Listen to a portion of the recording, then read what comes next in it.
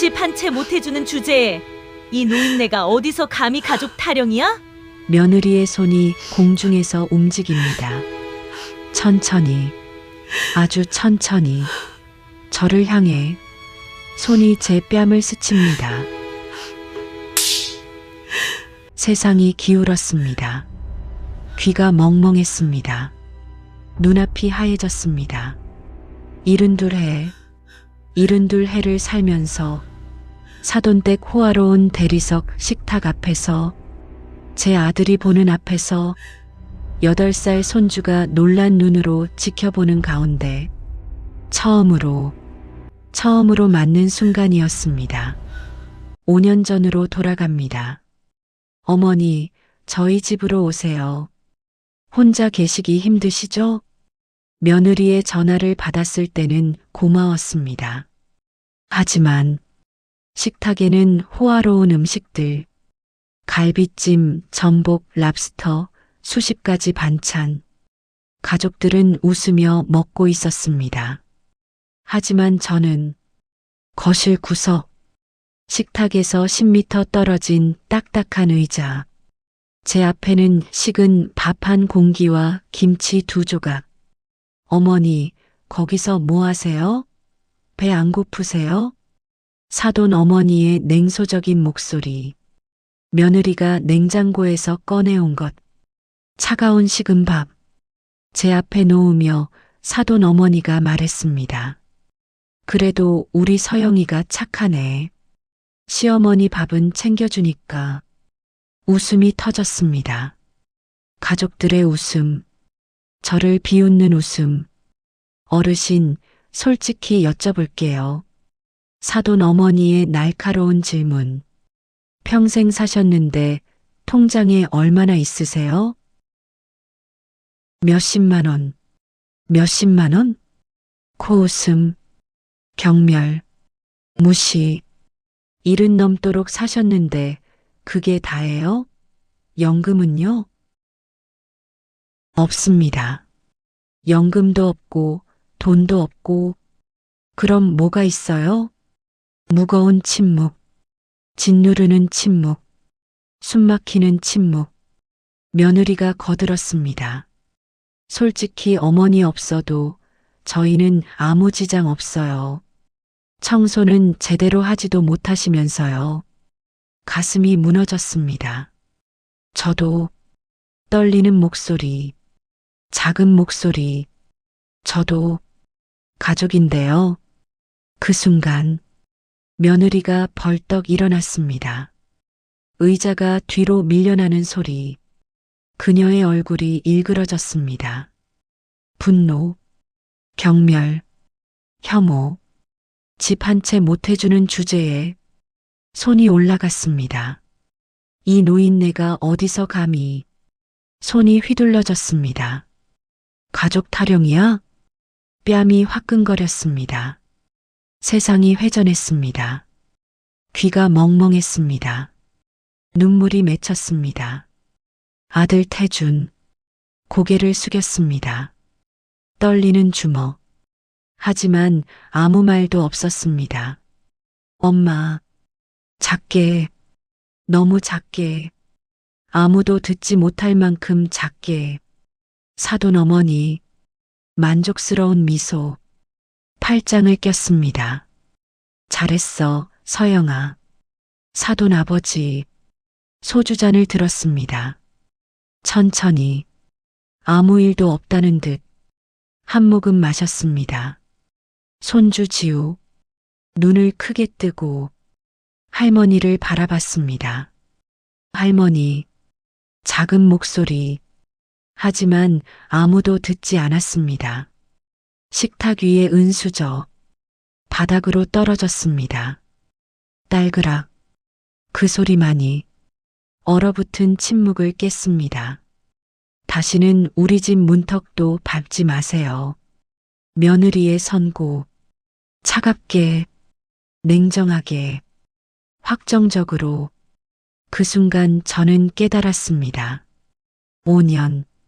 5년 동안 새벽 4시에 일어나 어둠 속에서 청소하고 무릎 꿇고 바닥을 닦고 구석에서 식은 밥을 삼키고 며느리 눈치 보며 숨죽이고 존재하지만 존재하지 않는 사람처럼 그렇게 살았던 제 인생이 단 한 번의 손짓으로 완전히 철저히 부정당했다는 것을, 그리고 이 집에서 저는 가족이 아니라 존재해서는 안 되는 짐이었다는 것을.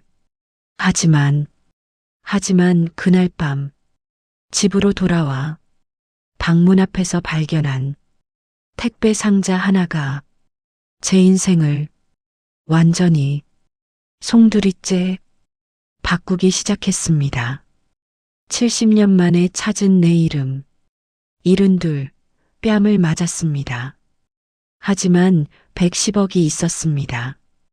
오늘 이야기가 마음에 드신다면 빨간 구독 버튼 꼭 눌러주세요. 매일 새로운 이야기로 찾아뵙겠습니다. 제 이름은 한명자입니다. 올해 72입니다. 남편 한병수는 6년 전 간암으로 세상을 떠났습니다. 48년을 함께 살았습니다. 그 긴 세월 동안 함께 웃고 울고 버텼습니다. 하지만 남은 건 없었습니다. 통장엔 장례비 쓰고 남은 돈이 47만 원뿐이었습니다. 집도 없었습니다. 전세로 살던 집도 계약이 끝나면서 나와야 했습니다. 연금도 없었습니다. 남편은 평생 일용직으로 일했고 저는 가정주부였습니다. 국민연금을 낼 여력이 없었습니다. 저축도 없었습니다. 남편의 병원비로 모두 녹아내렸습니다. 마지막 2년은 항암 치료였습니다. 보험도 없었습니다. 제 앞으로 된 게 아무것도 없었습니다. 며느리 강서영은 대형병원 안과 전문의원 원장이었습니다. 강남에서 3년째 병원을 운영하고 있었습니다. 실력 있고 수입 좋고 환자들 사이에서 소문난 의사였습니다. 한 달 수입이 순이익만 1,500만 원이라고 했습니다. 사돈댁도 부유했습니다. 사돈 아버지 강철호는 중견건설사 태양건설 대표였습니다. 직원 150명 규모, 연 매출 300억 원, 강남 대치동에 60평 아파트를 소유하고 있었습니다. 아들 한태주는 지방사립대학을 나와 중소기업 자동차 부품 회사에 다니며 월급 280만 원을 받았습니다. 과장이었지만 승진은 더디였습니다. 3년 전 친구와 함께 시작한 온라인 쇼핑몰 사업이 망했습니다. 며느리 서영에게 빌린 돈 6천만 원을 날렸습니다. 지금까지 갚지 못하고 있었습니다. 그 차이만큼 집안의 서열도 달랐습니다. 며느리가 1등이었습니다.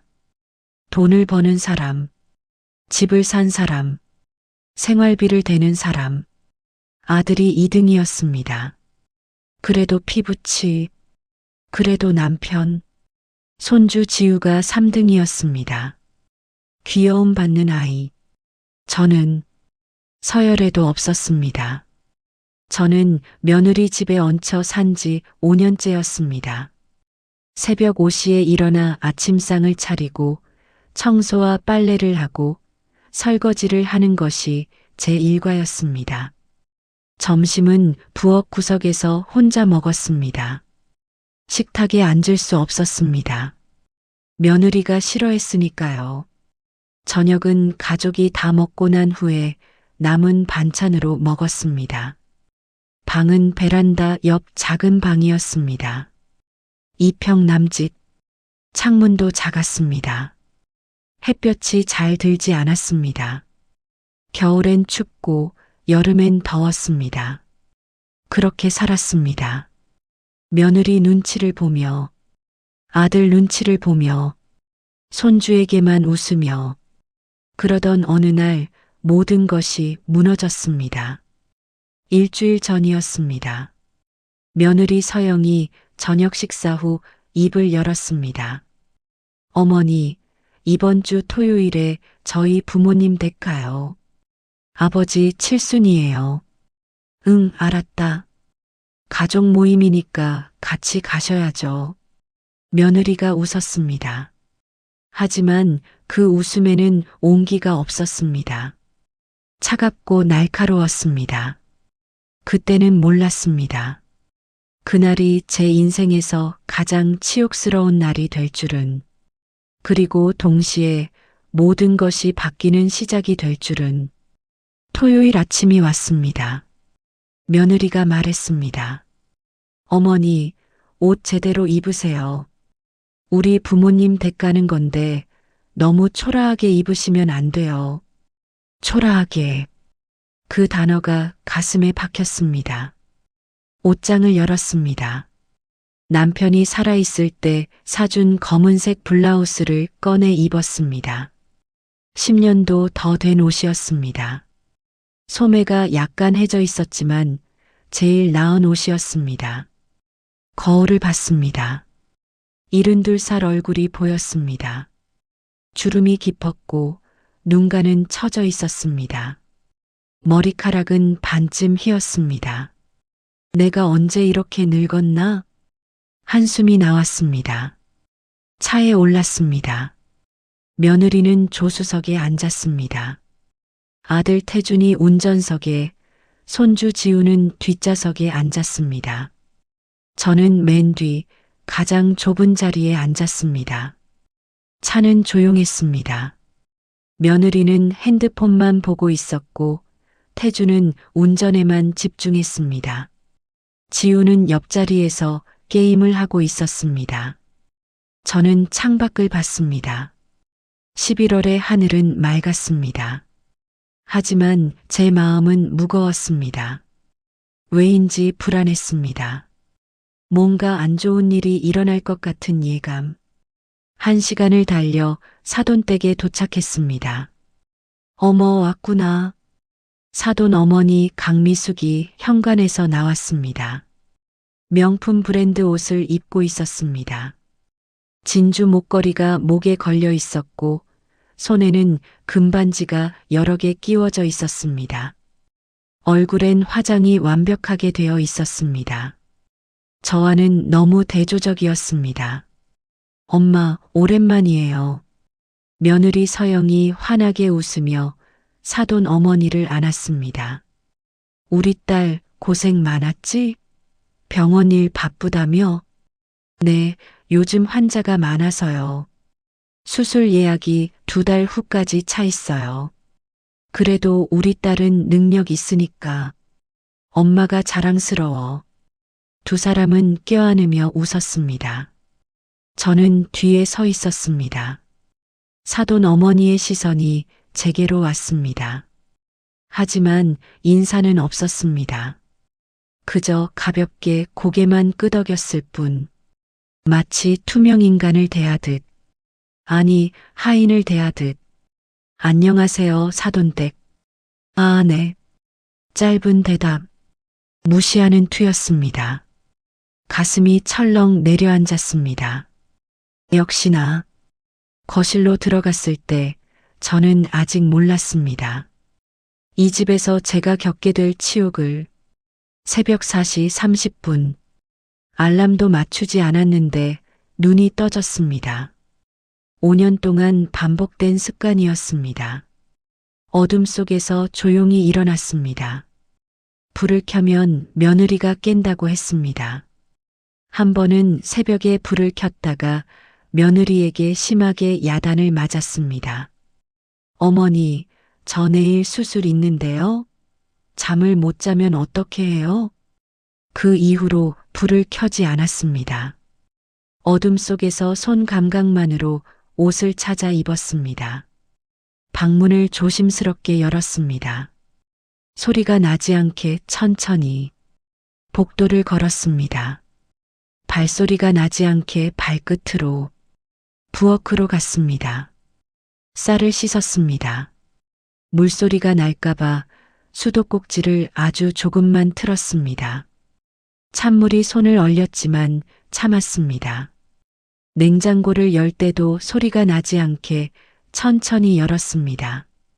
밥을 지었습니다. 압력밥솥 버튼을 누를 때도 소리가 최소화되도록 살살 눌렀습니다. 국을 끓였습니다. 어제 저녁에 며느리가 내일 아침은 된장찌개라고 했습니다. 두부, 애호박, 양파를 썰었습니다. 칼질 소리도 조심했습니다. 청소를 시작했습니다. 거실 바닥을 닦았습니다. 무릎을 꿇고 허리를 굽히고 걸레를 움직였습니다. 72. 무릎은 아팠습니다. 관절염이 있었습니다. 허리도 아팠습니다. 디스크 촉이라고 했습니다. 하지만 참았습니다. 제대로 해야 했습니다. 며느리가 뭐라고 하기 전에 이렇게 산 지 벌써 5년이었습니다. 남편이 세상을 떠난 후 며느리 서영이 전화를 걸어왔을 때는 정말 고마웠습니다. 어머니, 혼자 계시기 힘드시죠? 저희 집으로 오세요. 저희가 모시겠습니다. 그때는 눈물이 났습니다.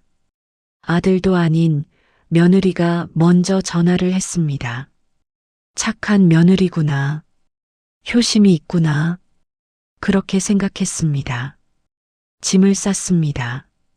가방 2개가 전부였습니다. 남편 사진, 옷 몇 벌, 그게 다였습니다. 며느리 집으로 들어갔습니다. 첫날은 좋았습니다. 어머니, 편하게 계세요. 여기가 이제 어머니 집이에요. 며느리가 웃으며 말했습니다. 둘째 날도 괜찮았습니다. 하지만 사흘째부터 달라지기 시작했습니다.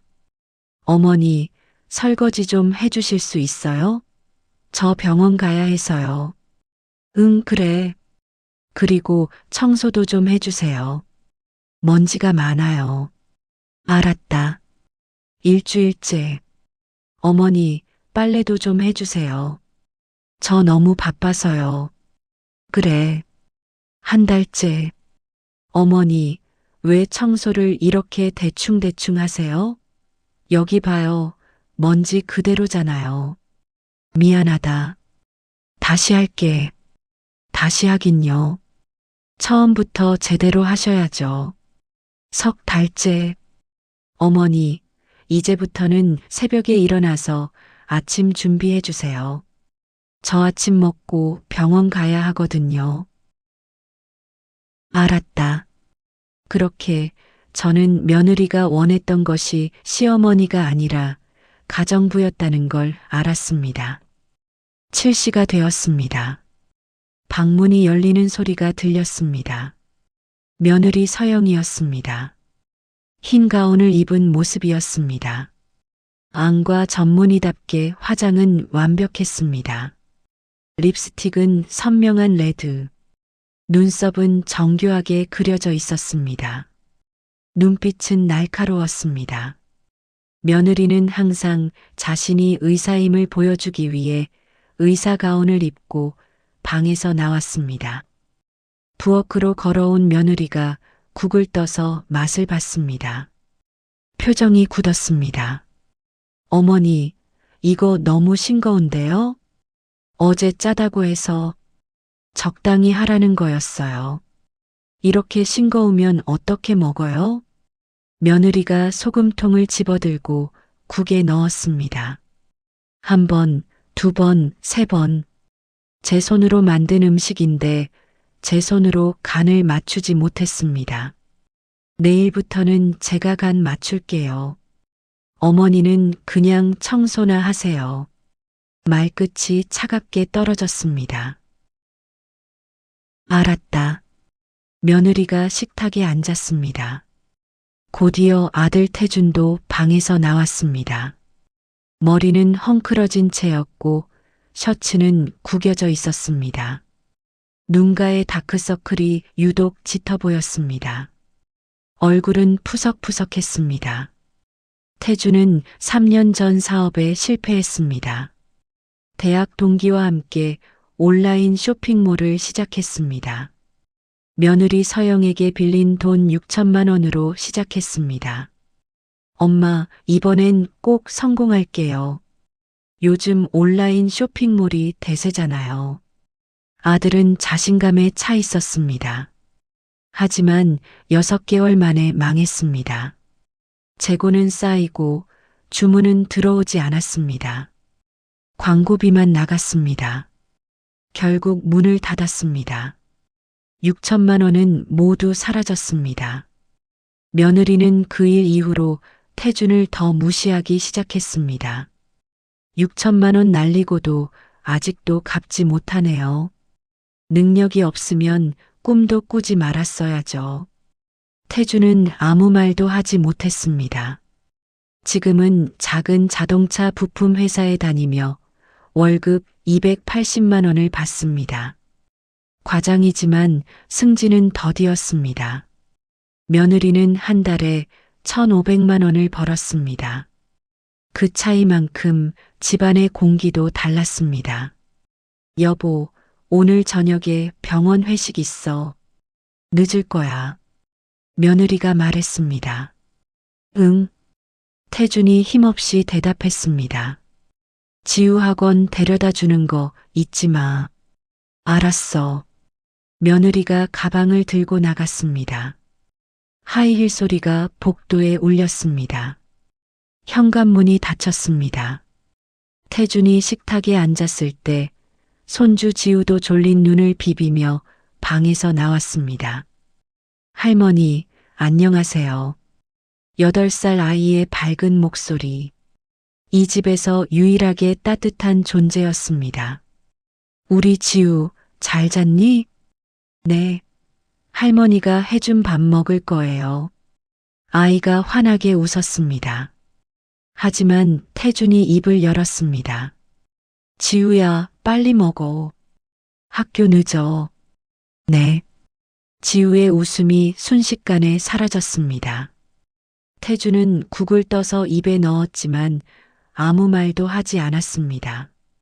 짜다는 말도 괜찮다는 말도 없었습니다.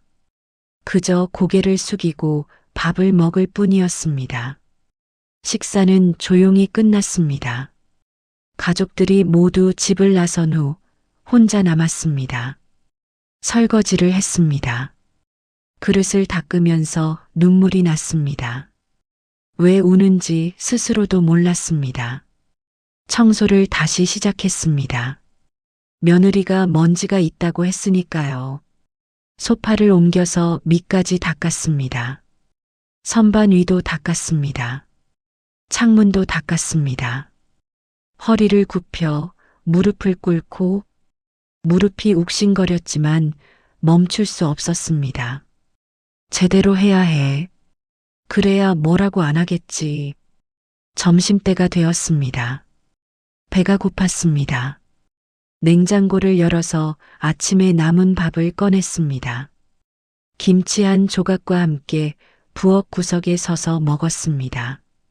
빨리 먹고 그릇을 씻고 흔적을 지웠습니다. 식탁에 앉아서 먹을 수 없었습니다. 며느리가 뭐라고 할까봐 무서웠으니까요. 사실 며느리와의 관계는 처음부터 틀어져 있었습니다. 7년 전 서영은 태준의 아이를 임신했습니다. 결혼도 하기 전에 사돈 부부는 반대했습니다. 우리 딸이 안과 전문의인데 왜 그런 남자랑 결혼해야 해요? 사돈 어머니가 전화로 소리쳤습니다. 하지만 아이가 있었기에 결혼은 진행되었습니다. 며느리는 그때부터 태준을 무시했습니다. 시어머니인 저는 더 무시했습니다. 집도 없고 돈도 없고 아들도 무능한 시어머니. 며느리의 눈빛에는 늘 그 말이 담겨 있었습니다. 그래서 저를 집으로 부른 건 효심 때문이 아니었습니다. 공짜로 부릴 수 있는 가정부가 필요했던 겁니다. 일주일 후 며느리가 입을 열었을 때 저는 아직 몰랐습니다. 그 말이 제 인생을 송두리째 바꿀 거라는 걸. 차로 1시간을 달려 사돈댁에 도착했습니다. 대치동 60평 아파트. 현관을 들어서자 대리석 바닥이 반짝였습니다. 천장엔 크리스털 샹들리에가 걸려 있었습니다. 거실엔 값비싼 가죽 소파와 대형 TV가 놓여 있었습니다. 벽에는 유명 화가의 그림이 걸려 있었습니다. 모든 것이 비싸 보였습니다. 어머, 왔구나. 사돈 어머니 강미숙이 나왔습니다. 명품 옷에 진주 목걸이, 손엔 반지가 여러 개 끼워져 있었습니다. 손목엔 금팔찌, 귀엔 다이아몬드 귀걸이. 엄마, 오랜만이에요.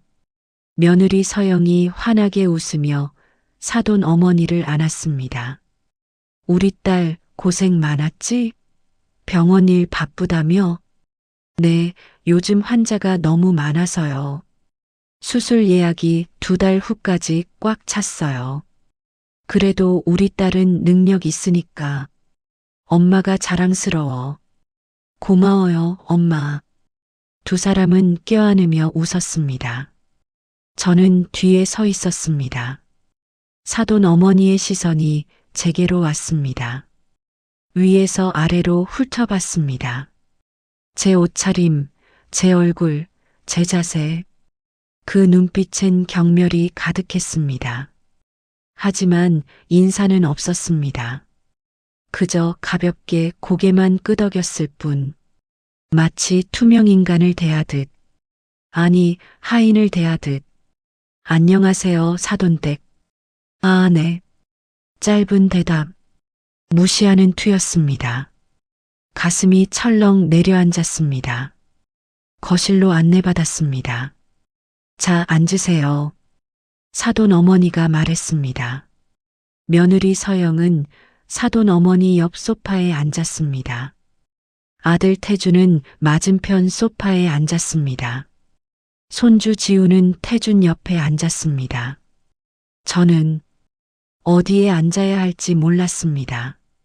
어머니, 저기 구석 의자에 앉으세요. 며느리가 손가락으로 가리켰습니다. 거실 구석, 식탁도 보이지 않는 곳에 놓인 딱딱한 의자였습니다. 네. 걸어가 앉았습니다. 사돈 어머니와 며느리는 소파에 나란히 앉아 이야기를 나눴습니다. 서영아, 요즘 병원 잘 되지? 네, 엄마. 이번 달 매출이 지난달보다 20% 올랐어요. 우리 딸 역시 대단해. 웃음소리가 들렸습니다. 하지만 저는 그 웃음 속에 끼지 못했습니다. 10m 떨어진 구석에서 혼자 나는 정말 투명 인간이구나. 사돈 아버지 강철호도 서재에서 나왔습니다. 오, 왔어? 태준에게만 인사했습니다. 저는 보지도 않았습니다. 네, 장인어른. 오랜만입니다. 그래, 요즘 회사는 어때? 괜찮습니다. 승진은 했어? 아직입니다. 아직? 벌써 몇 년째야? 태준이 고개를 숙였습니다. 점심시간이 되었습니다. 식탁에 음식들이 차려졌습니다. 갈비찜, 전복찜, 랍스터, 생선회, 잡채, 각종 나물과 전, 호화로운 상차림이었습니다. 자, 다들 앉으세요. 사돈 어머니가 말했습니다. 가족들이 식탁에 둘러앉았습니다. 며느리 서영, 아들 태준, 손주 지우, 사돈 어머니, 사돈 아버지. 저는 그대로 구석 의자에 앉아 있었습니다. 아무도 저를 부르지 않았습니다. 며느리가 제 쪽을 힐끔 보더니 입꼬리를 올렸습니다. 의도적으로 저를 뺀 거였습니다. 일부러 나를 뺀 거야. 가슴이 무너졌습니다. 하지만 일어나지 않았습니다. 참아. 조금만 더 참아. 식사가 시작되었습니다. 가족들은 웃으며 먹었습니다. 대화를 나눴습니다. 갈비를 뜯고 전복을 먹고 랍스터를 집었습니다. 하지만 저는 구석에서 그 모습만 바라봤습니다. 배가 고팠습니다. 아침을 먹지 못했으니까요. 입에 침이 고였습니다. 하지만 삼켰습니다. 10분이 지났습니다. 20분이 지났습니다. 그때 사돈 아버지가 입을 열었습니다. 태준, 요즘 회사는 어때? 승진 소식은? 아직입니다. 아직? 벌써 몇 년째야? 죄송합니다. 태준이 고개를 숙였습니다. 사돈 어머니가 혀를 찼습니다. 쯧쯧. 그러니까 우리 딸이 고생하지. 무능한 남편 때문에. 며느리 서영이 말했습니다. 괜찮아요, 엄마. 제가 벌면 되니까요. 그래도 남자가 돈을 못 벌면 안 되지. 가장으로서의 책임감이 없는 거야. 태주는 아무 말도 하지 못했습니다. 얼굴이 창백해졌습니다. 저는 구석에서 그 모습을 봤습니다. 아들이 무시당하는 걸 봤습니다. 가슴이 찢어졌습니다. 30분이 지났습니다. 그제야 사돈 어머니가 저를 봤습니다. 그나저나 어르신은 거기서 뭐 하세요? 배 안 고프세요? 냉소적인 말투였습니다. 괜찮습니다. 괜찮긴요. 우리 서영이, 시어머니 밥은 줘야지. 며느리가 일어나더니 주방으로 갔습니다. 그리고 냉장고에서 뭔가를 꺼내왔습니다. 간단한 식사 한 그릇. 제 앞에 놓았습니다. 가족들은 갈비찜과 전복을 먹는데 저는 소박한 한 끼, 차별이었습니다. 하지만 받았습니다. 숟가락을 들었습니다. 참아. 조금만 더. 식사 중에 사돈 어머니가 다시 입을 열었습니다. 어르신, 솔직히 여쭤볼게요. 평생 사셨는데 모아둔 돈이 얼마나 되세요? 갑작스러운 질문이었습니다. 별로 없습니다. 그럼 연금은요?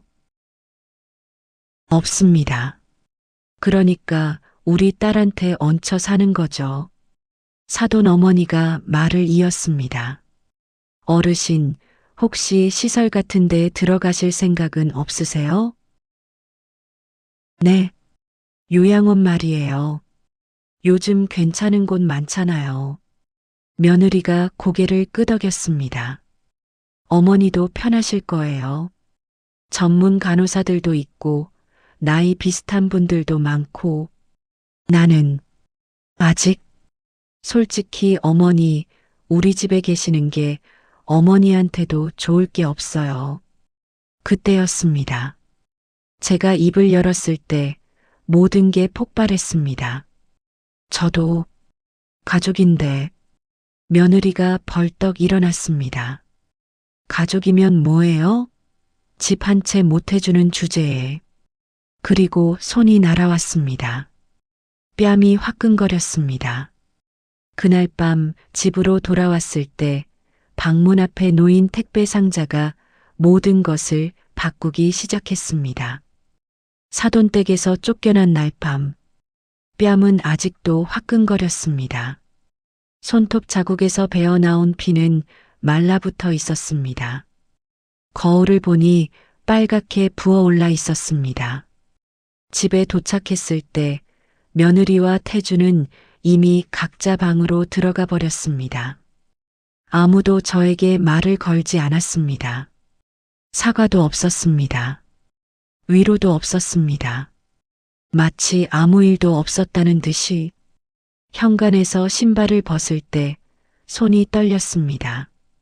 온몸에 힘이 빠져 있었습니다. 복도를 걸어 제 방으로 향했습니다. 그때 방문 앞에 놓인 택배 상자가 보였습니다. 크지 않은 상자였습니다. 갈색 박스, 테이프로 꼼꼼하게 봉인되어 있었습니다. 발신인을 확인하는 순간 숨이 멎었습니다. 발신인 한병수, 6년 전에 죽은 남편. 손이 떨렸습니다. 심장이 빠르게 뛰었습니다. 이게 뭐지? 방 안으로 상자를 들고 들어갔습니다. 문을 잠갔습니다. 침대에 앉아 상자를 무릎 위에 올려놓았습니다. 테이프를 뜯었습니다. 손이 떨려서 제대로 뜯어지지 않았습니다. 가위를 가져와 조심스럽게 잘랐습니다. 상자를 열었습니다. 안에는 서류들이 가득 들어 있었습니다. 그리고 편지 한 장, 남편의 필체였습니다. 눈물이 핑 돌았습니다. 편지를 조심스럽게 꺼냈습니다. 오래된 편지지였습니다. 약간 누렇게 변색되어 있었습니다. 남편이 쓴 글씨가 한자 한자 선명했습니다. 떨리는 손으로 편지를 펼쳤습니다. 여보, 이 편지를 읽고 있다면 내가 이 세상에 없다는 뜻이겠지. 미안하오. 정말 미안하오. 평생 당신에게 고생만 시켰네. 당신은 새벽부터 밤까지 일했지. 손이 부르트고 허리가 휘도록. 남의 집 청소하고 식당에서 설거지하고 공장에서 야간 근무하고 나는 아무것도 해주지 못했어. 아프기만 하고 병원비만 쓰고 당신을 힘들게만 했지. 하지만 여보, 나도 준비한 게 있었어. 20년 전부터였소. 당신 몰래 조금씩 모았어. 일용직으로 번 돈 중에서 조금씩. 당신이 힘들게 번 돈은 손도 대지 않았어. 오직 내가 번 돈만. 그 돈으로 주식을 샀어. 처음엔 몇만 원어치. 그 다음엔 몇십만 원어치. 20년 동안 조금씩 모았지. 그리고 5년 전 내가 암 진단을 받았을 때 모든 걸 정리했어. 변호사를 찾아가고 증권사 담당자를 만나고 서류를 준비했지. 내가 죽으면 5년 후에 당신한테 이 상자가 배달되도록. 왜 바로가 아니라 5년 후냐고? 당신이 슬픔에서 조금은 벗어났을 때 이게 당신한테 진짜 힘이 될 거라고 생각했어. 이 안에 있는 서류들은 전부 당신 명의로 되어 있어. 주식, 펀드, 투자 증서, 모두 당신 거요. 며느리도 아들도 그 누구도 건드릴 수 없는 당신만의 것이요. 절대 그들한테 말하지 마시오. 특히 며느리한테는 더더욱. 이건 오직 당신을 위한 거요. 당신이 누구 눈치도 안 보고 당당하게 자유롭게 살 수 있도록. 편지와 함께 변호사 명함이 있을 거요. 최은혜 변호사, 내가 미리 다 부탁해뒀소. 그분한테 연락하면 모든 걸 도와줄 거요. 그리고 며칠 내로 한국증권에서 연락이 올 거요. 김민수 과장이라는 분이요. 그분도 내가 부탁해둔 사람이요. 여보, 당신은 평생 나를 위해, 아들을 위해, 가족을 위해 살았소. 이제는 당신을 위해 살았으면 좋겠소. 당신이 원하는 곳에서 당신이 원하는 대로. 살아있는 동안 많이 말해주지 못해 미안하오. 하지만 여보, 나는 당신을 정말 사랑했소. 지금도 사랑하고 있소. 어디에 있든 당신을 지켜보고 있을 거요. 건강하게, 행복하게 사시오. 그게 나의 마지막 소원이요. 사랑하오. 내 평생의 반려자. 당신의 못난 남편 병수가. 눈물이 편지 위로 쏟아졌습니다. 글씨가 번졌습니다. 하지만 손을 멈출 수 없었습니다. 여보, 여보. 목이 메었습니다. 소리내어 울었습니다. 20년. 20년 동안 남편이 몰래 준비했던 것. 남편은 아팠습니다. 돈도 없었습니다. 제대로 된 직장도 없었습니다. 하지만 포기하지 않았습니다. 일용직으로 번 돈을 조금씩 모았습니다. 저 몰래, 아무도 모르게, 저를 위해, 여보, 고마워요. 정말, 정말 고마워요. 편지를 가슴에 꼭 안았습니다. 남편의 체온이 느껴지는 것 같았습니다. 남편의 목소리가 들리는 것 같았습니다. 5년 전 남편은 병원 침대에서 제 손을 꼭 잡고 있었습니다. 여보, 미안해. 고생만 시켰네. 그게 마지막 말이었습니다. 그때 무슨 말을 하려고 했는지 이제야 알았습니다. 이걸 말하려고 했구나. 준비해뒀다고. 걱정하지 말라고. 하지만 끝까지 말하지 못했습니다. 숨이 끊어졌습니다. 여보, 미안해요. 나 몰랐어요. 당신이 그렇게까지. 한참을 울었습니다. 눈물을 닦고 상자 안을 다시 들여다봤습니다. 서류들이 가득했습니다. 한국증권 고객명의 확인서, 제 이름이 적혀 있었습니다. 한명자, 주식 보유 현황, 여러 회사 이름들이 나열되어 있었습니다. 삼성전자, 현대차, LG화학, 네이버, 숫자들이 빼곡했습니다. 부동산 투자 신탁 수익 증서, 이것도 제 이름으로 되어 있었습니다. 비상장 기업 지분 투자 확인서, 세 개의 회사 이름, 처음 보는 이름들이었습니다. 그리고 명함 한 장, 법무법인 새벽 대표 변호사 이수민, 뒷면에 남편의 글씨로 메모가 적혀 있었습니다. 이분이 모든 걸 도와줄 겁니다. 믿으셔도 됩니다. 병수? 정확히 무슨 뜻인지는 알 수 없었습니다. 하지만 남편이 마지막 힘을 다해 준비한 것이라는 건 알 수 있었습니다. 언젠가는 이게 나를 구해줄까? 희망이 보였습니다. 작은 희망이었습니다. 하지만 이 절망 속에서는 그것만으로도 충분했습니다. 서류들을 조심스럽게 접어 서랍 깊숙이 넣었습니다. 자물쇠로 잠갔습니다. 며느리가 알면 안 됐습니다. 이건 남편이 저만을 위해 남긴 거였으니까요. 침대에 누웠습니다. 뺨이 욱신거렸습니다. 손톱 자국이 따가웠습니다. 거울을 봤습니다. 72살 얼굴에 빨간 상처가 선명했습니다. 며느리가 사람들 앞에서 나를 때렸다. 믿을 수 없었습니다. 아니, 믿고 싶지 않았습니다. 다시는 집에 오지 말라고 했는데 나는 어디로 가지? 갈 곳이 없었습니다. 핸드폰으로 통장을 확인했습니다. 잔액 47만 원. 한 달 생활비도 안 되는 돈이었습니다. 친구한테 연락할까? 순자한테? 하지만 폐를 끼칠 수 없었습니다. 며칠은 몰라도 계속 얹혀 살 수는 없는 일이었습니다. 고시원을 알아봤습니다. 보증금 50만 원에 월세 35만 원. 돈이 없었습니다. 들어갈 돈조차.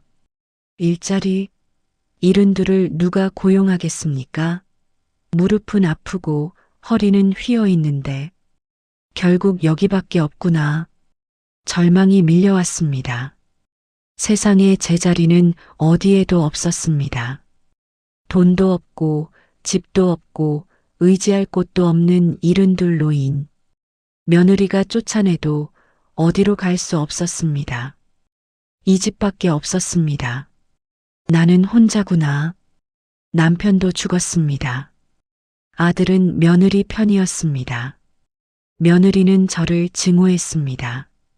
세상에 저를 지켜줄 사람은 아무도 없었습니다. 두려웠습니다. 이 나이에 길거리로 쫓겨나면 어떻게 될까요? 추운 겨울 잠잘 곳도 없이 떠돌다가 얼어 죽을까요? 눈을 감았습니다. 하지만 잠이 오지 않았습니다. 며느리의 목소리가 귓가에 맴돌았습니다.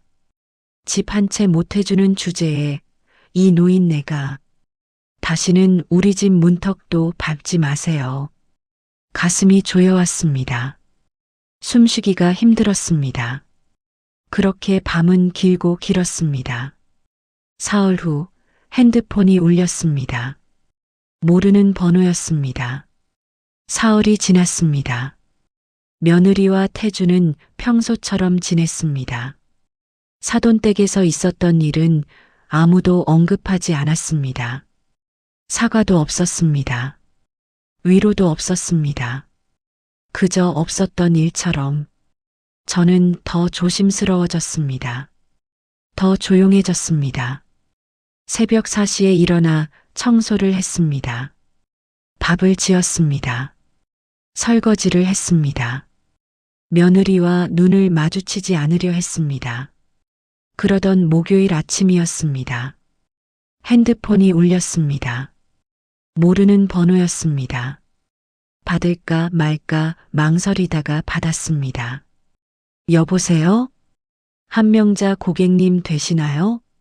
남자 목소리였습니다.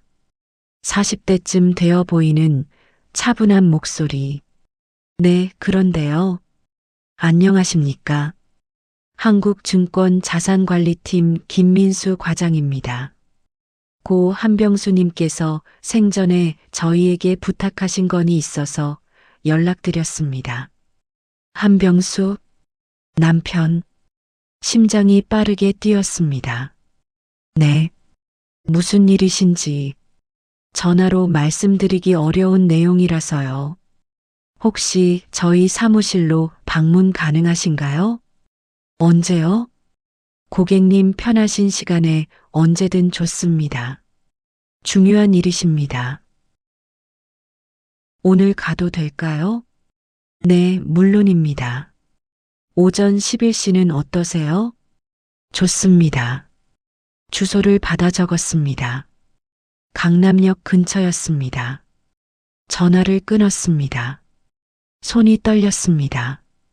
남편이 뭘 준비해 둔 거지? 며느리에게 말했습니다. 서영아, 오늘 친구 만나러 나갔다 올게. 며느리는 TV만 보고 있었습니다. 네, 알아서 하세요. 무관심한 대답이었습니다. 집을 나섰습니다. 지하철을 탔습니다. 오랜만에 타는 지하철이었습니다. 사람들이 많았습니다. 출근하는 사람들, 학생들. 저는 구석에 서서 손잡이를 잡았습니다. 30분을 달려 강남역에 도착했습니다. 주소를 따라 걸었습니다. 10분쯤 걸어 건물 앞에 도착했습니다. 한국증권 본사 20층짜리 유리 건물이었습니다. 로비로 들어갔습니다. 깨끗하고 넓었습니다. 안내 데스크로 갔습니다. 저 김민수 과장님을 찾아왔는데요.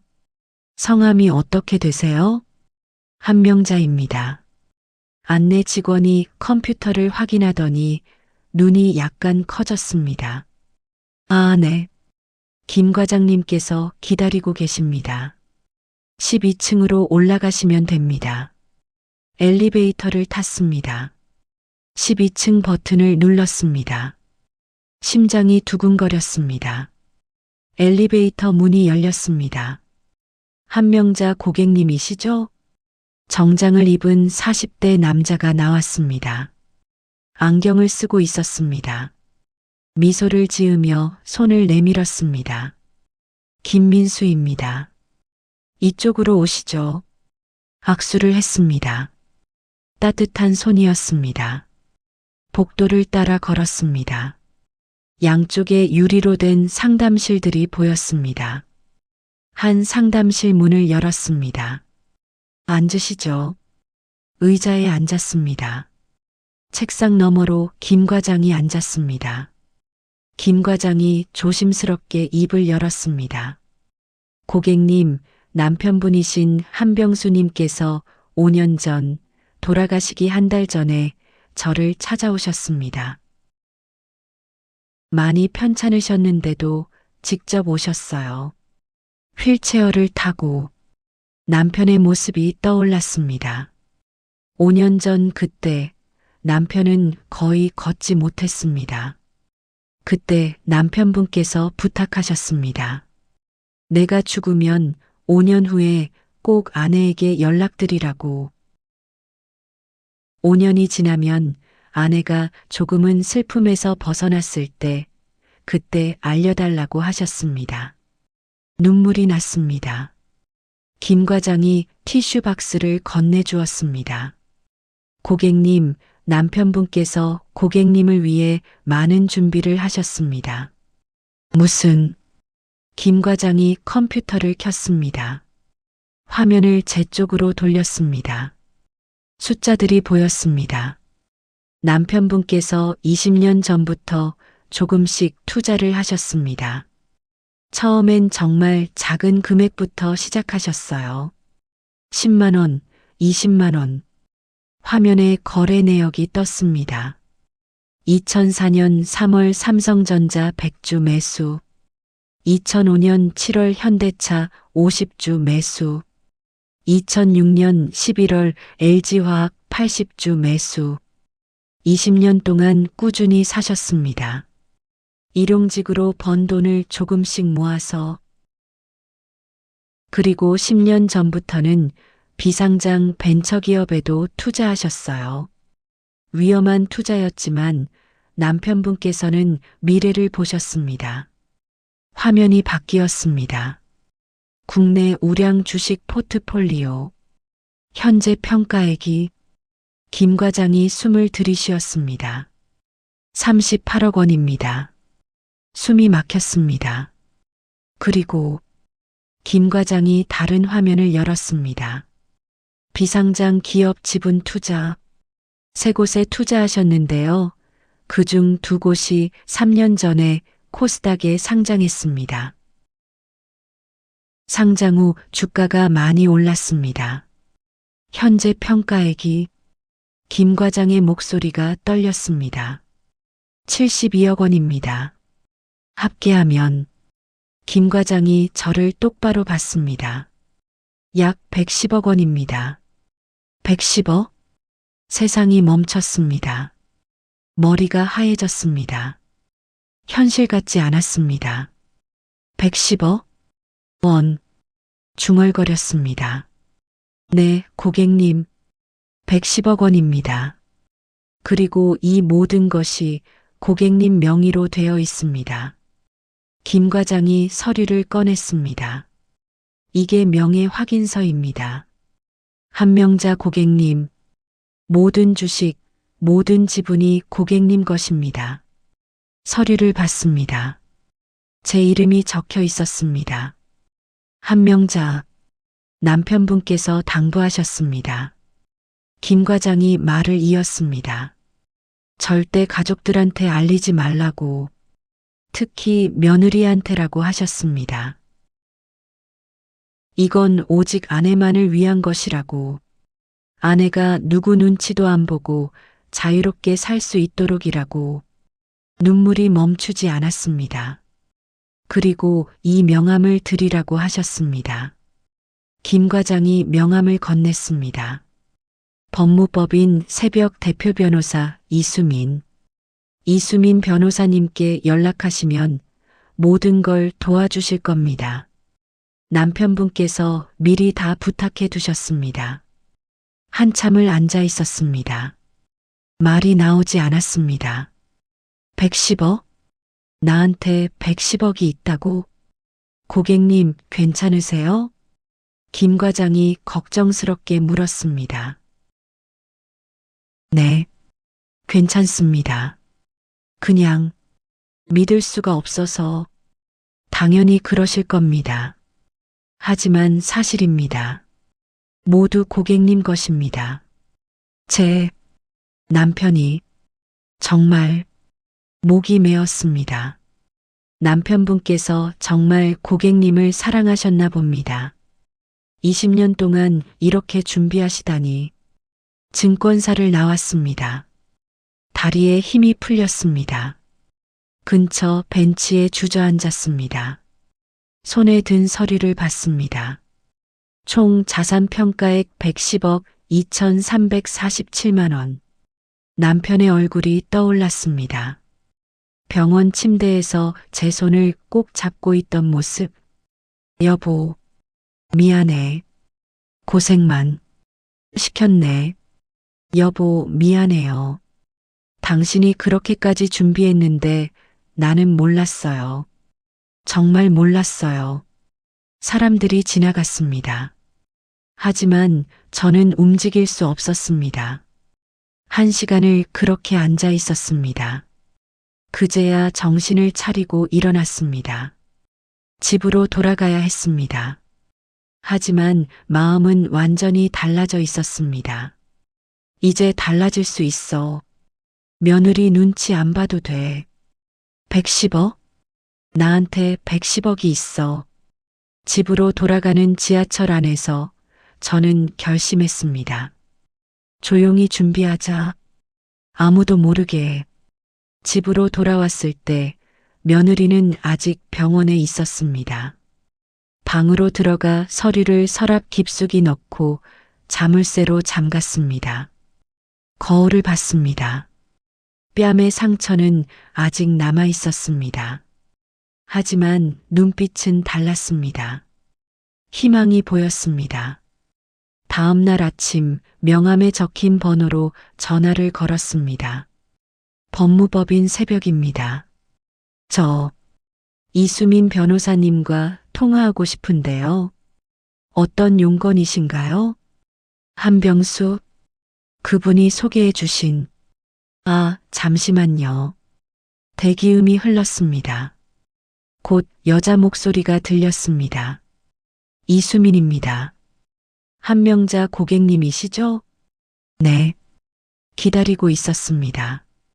혹시 오늘 오후에 시간 되시나요? 됩니다. 그럼 이 시에 저희 사무실로 오시겠어요? 주소를 받아 적었습니다. 강남역 근처 증권사에서 멀지 않은 곳이었습니다. 오후 2시 법무법인 새벽은 15층 건물에 있었습니다. 엘리베이터를 타고 올라갔습니다. 유리문을 밀고 들어갔습니다. 한명자 고객님이시죠? 이쪽으로 오세요. 직원이 안내했습니다. 복도를 따라 걸어 한 사무실 앞에 섰습니다. 문이 열렸습니다. 어서 오세요. 40대 중반쯤 되어 보이는 여자였습니다. 단발머리에 정장을 입고 있었습니다. 인상이 온화했습니다. 이수민입니다. 앉으세요. 의자에 앉았습니다. 이 변호사가 책상에 앉으며 말했습니다. 고객님, 한병수님께서 5년 전에 저를 찾아오셨습니다. 그때 모든 걸 부탁하셨어요. 제가 죽으면 5년 후에 아내가 찾아올 겁니다. 그때 모든 걸 도와주세요라고. 제 남편이. 네. 정말 철저하게 준비하셨습니다. 법적 서류, 명예 이전, 상속 문제, 모든 걸 미리 정리해 두셨어요. 이 변호사가 서류를 꺼냈습니다. 김민수 과장님한테 들으셨죠? 110억 원. 네. 그 돈은 법적으로 온전히 고객님 것입니다. 배우자 고유 재산으로 되어 있어서 누구도 건드릴 수 없습니다. 제 며느리나 아들도요? 네. 법적으로 불가능합니다. 단 고객님께서 직접 주시지만 않으면요. 남편분께서 당부하셨습니다. 절대 가족들한테 알리지 말라고. 특히 며느리라고. 어떻게 제 며느리를. 많은 말씀하셨어요. 며느리분이 어떤 사람인지, 고객님이 어떻게 사시는지, 이 변호사가 저를 조심스럽게 봤습니다. 혹시 며느리분한테 어려움을 겪고 계시나요? 그 질문에 모든 걸 털어놨습니다. 5년 동안 며느리 집에서 살았던 일, 새벽에 일어나 청소하고 밥 지었던 일, 며느리한테 무시당하고 모욕당했던 일, 일주일 전 사돈댁에서 뺨 맞았던 일, 쫓겨났던 일, 다 이야기했습니다. 이 변호사는 조용히 들었습니다. 중간에 끼어들지 않았습니다. 다 이야기하고 나니 눈물이 났습니다. 죄송합니다. 제가, 아니에요. 많이 힘드셨겠어요.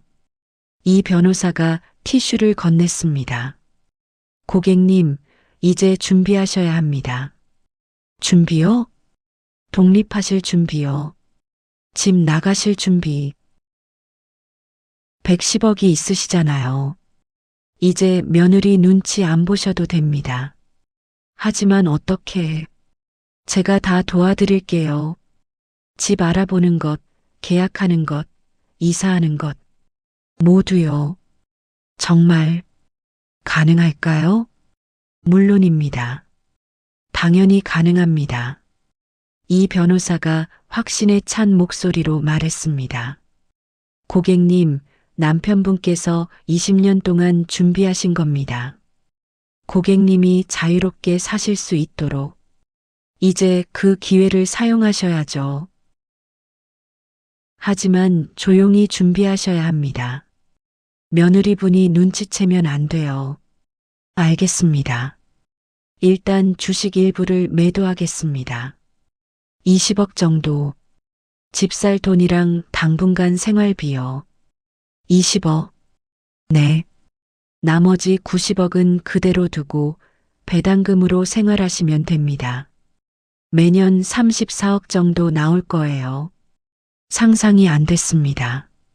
그리고 집 알아보겠습니다. 어떤 동네가 좋으세요? 강남이요.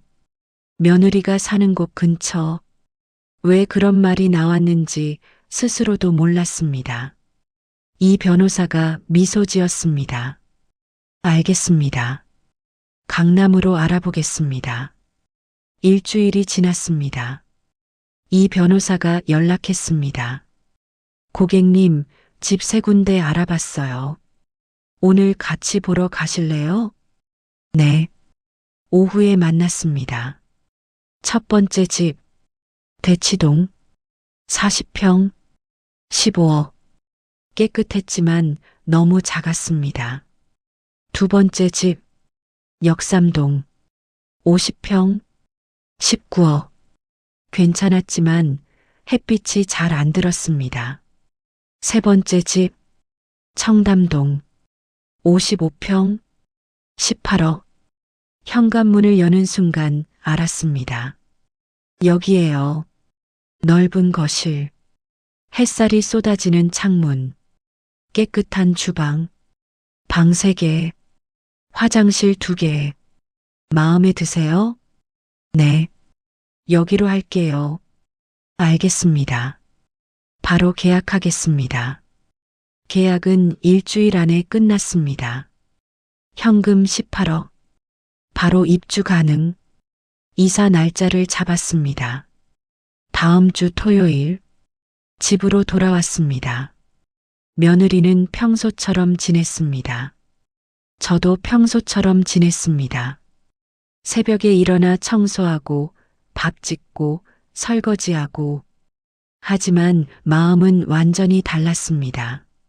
조금만 더 참자. 목요일 저녁이었습니다. 며느리가 소파에 앉아 TV를 보고 있었습니다. 갑자기 저를 돌아봤습니다. 어머니, 응? 생각해 보셨어요? 요양원. 심장이 빠르게 뛰었습니다. 어머니, 솔직히 말씀드릴게요. 저 이제 못 참겠어요. 며느리의 목소리가 차가워졌습니다. 매일 눈치 보면서 사는 것도 지겹고 어머니 뒷바라지하는 것도 지쳤어요. 다음 주까지 결정하세요. 안 그러면 제가 짐 싸드릴 거예요. 숨을 깊이 들이쉬었습니다. 이제 말할 때였습니다. 나갈게. 네. 내가 집 나갈게. 며느리의 표정이 환해졌습니다. 정말이에요? 진심이시죠? 응. 다음 주 토요일에 나갈게. 어디로요? 요양원이요? 아니, 내가 알아서 할게. 며느리가 어깨를 으쓱했습니다. 뭐 상관없어요. 어디든 가세요. 이 집만 아니면 돼요. 차갑게 말하고는 방으로 들어갔습니다. 혼자 남았습니다. 가슴이 두근거렸습니다. 내가 며느리한테 맞섰어. 작은 반항이었지만 시작이었습니다. 핸드폰을 꺼냈습니다. 이 변호사에게 문자를 보냈습니다. 이사 확정입니다. 다음 주 토요일. 답장이 왔습니다. 알겠습니다. 제가 모든 걸 준비하겠습니다. 토요일 아침 이사업체 직원들이 왔을 때 며느리와 태주는 이미 출근한 뒤였습니다. 3일이 지났습니다. 새 집에 적응하고 있었습니다. 며느리나 태준에게서 연락은 없었습니다.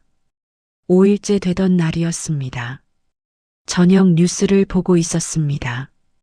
강남 지역 안과 의원, 환자 민원 증가로 당국 관심. 화면에 며느리 서영의 병원 건물이 나왔습니다. 최근 이 병원에 환자 불만이 제기되면서 관계 당국이 주목하고 있습니다. 환자 인터뷰가 나왔습니다. 대기 시간이 너무 길어요. 상담이 너무 짧았어요. 며느리는 바빴습니다. 환자가 많았습니다. 그러다 보니 실수도 생겼던 거겠죠.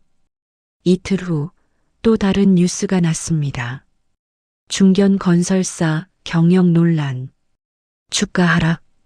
사돈 아버지 강철호가 운영하는 회사였습니다. 최근 이 회사를 둘러싼 경영 논란이 일면서 주가가 하락세를 보이고 있습니다. 그래프가 나왔습니다. 주가가 떨어지고 있었습니다. 며느리와 사돈 댁에 어려움이 시작된 거였습니다. 일주일이 지났습니다.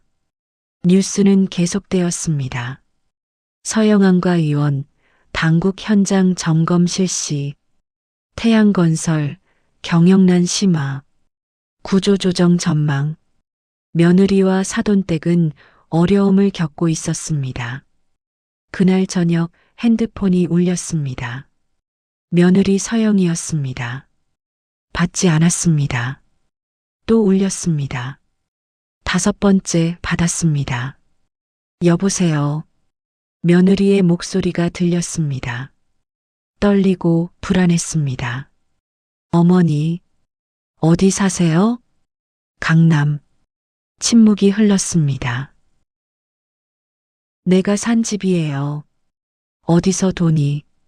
그건 내가 알 필요 없어. 어머니, 제발. 오지 마. 나 이제 너희 보기 싫어. 전화를 끊었습니다. 2달이 지났습니다. 뉴스는 간간히 나왔습니다. 서영안과 의원, 영업 일시 중단. 태양건설, 경영난으로 사업 축소. 며느리는 병원 운영에 어려움을 겪었습니다. 사돈 아버지는 회사 경영에 어려움을 겪었습니다.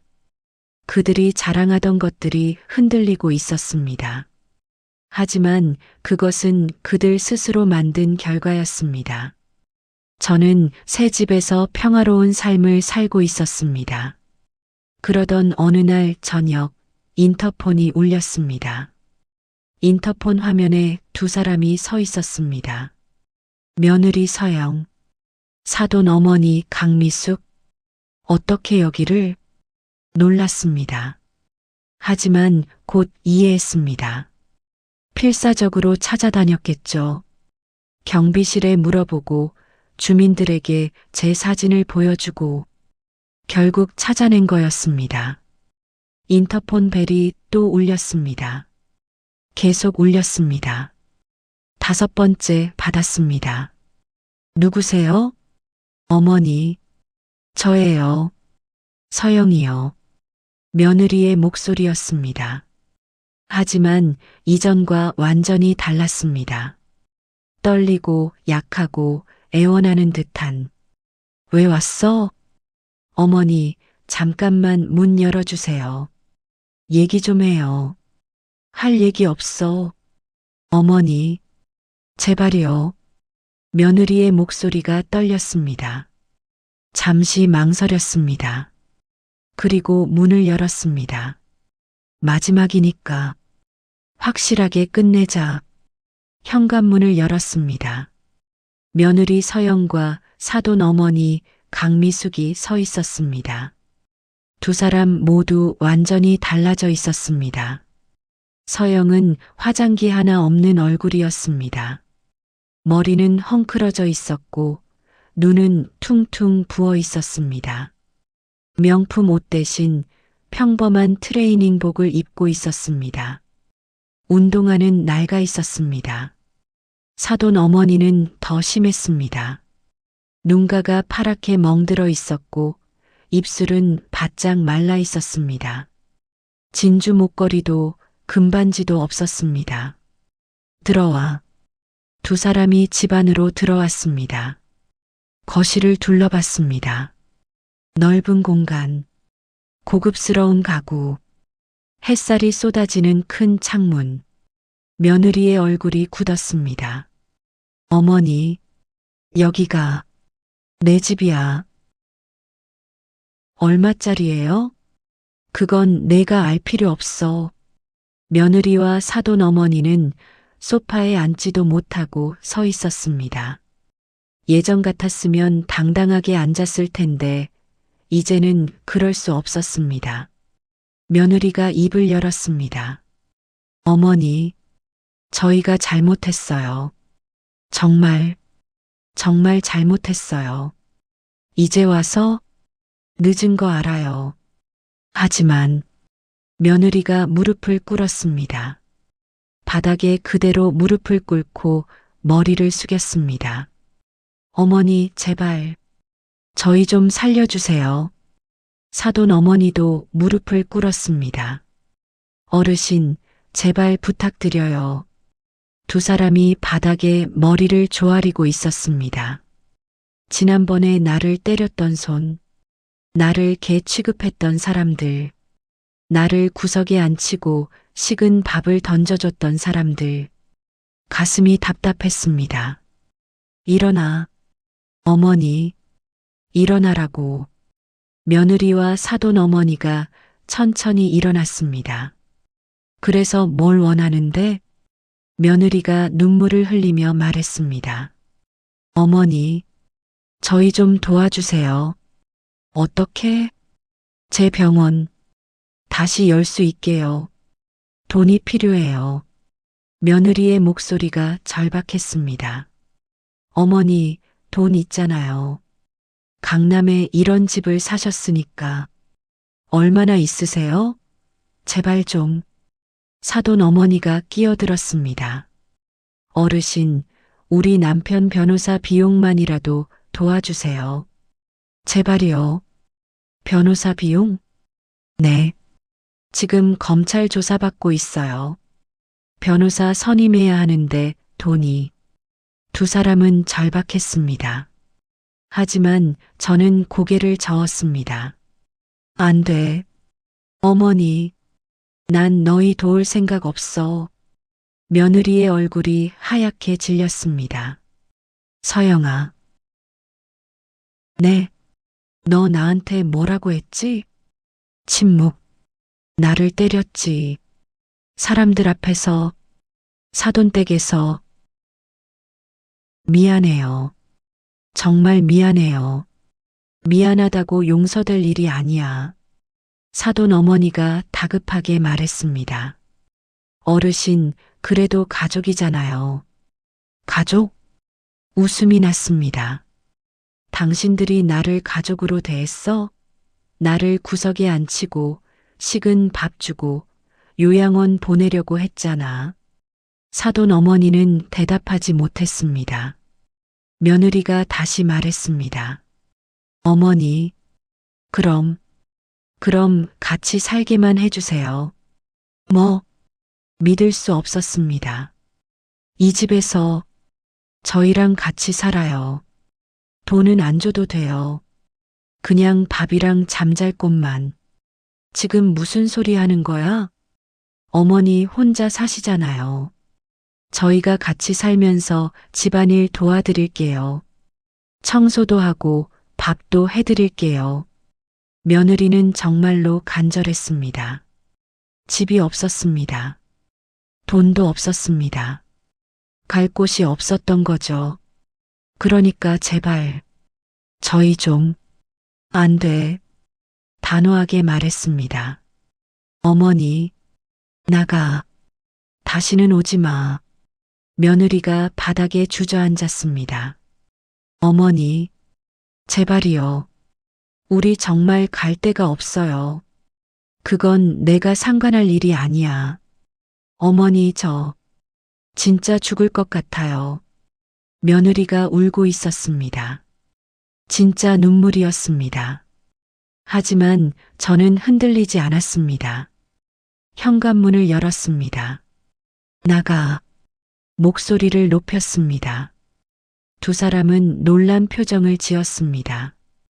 예전에 제가 아니었으니까요.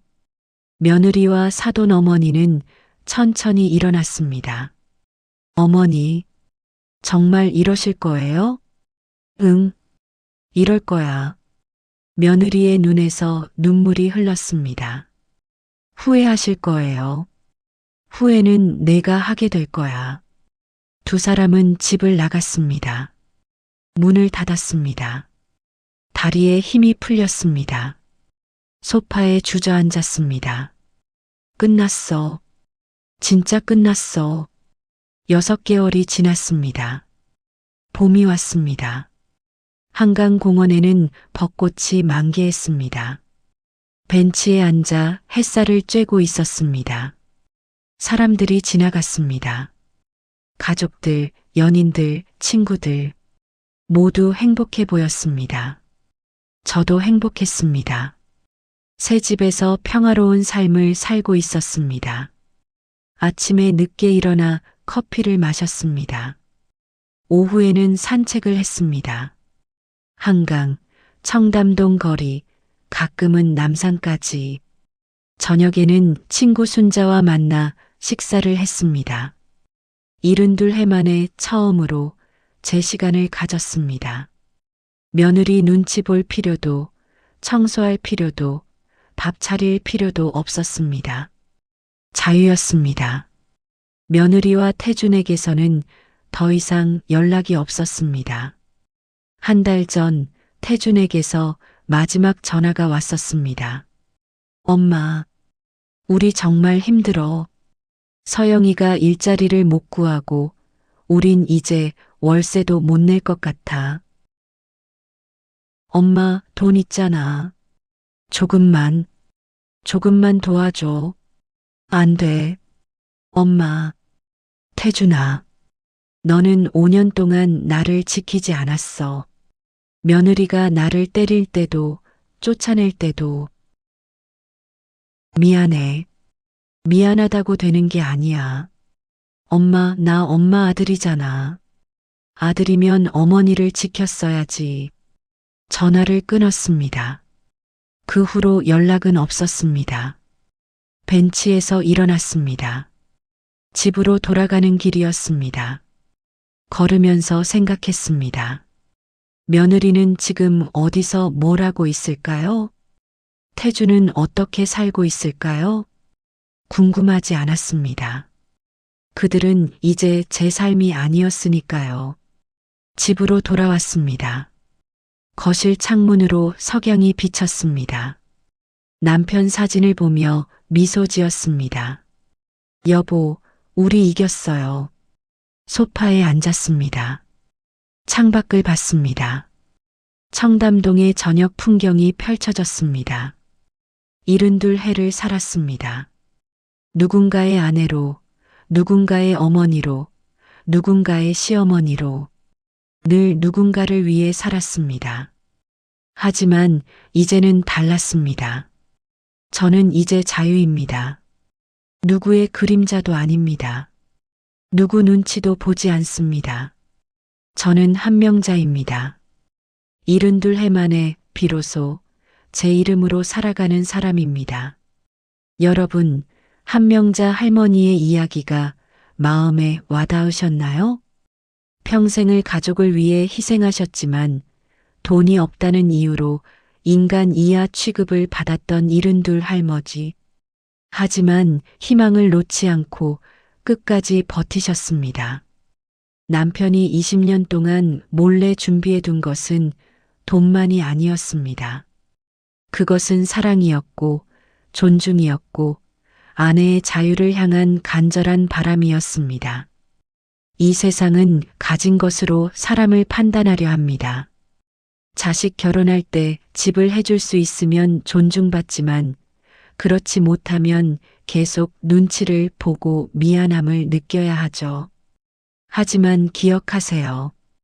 여러분은 충분히 희생하셨고 많은 것을 자식들에게 해주셨습니다. 꼭 남들처럼 똑같이 해주지 않아도 괜찮습니다. 이제 눈치 보지 마시고 여러분의 인생을 즐기셔도 괜찮습니다. 그동안의 희생과 사랑이면 충분합니다. 더 이상 못해준 것에 미안함을 느끼지 않으셔도 됩니다. 지금이라도 늦지 않았습니다.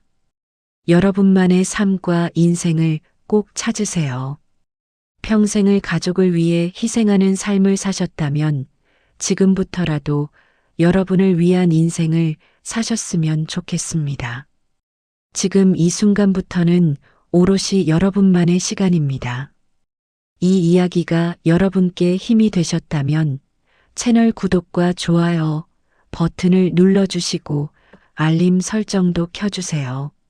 매일 새로운 이야기로 찾아뵙겠습니다.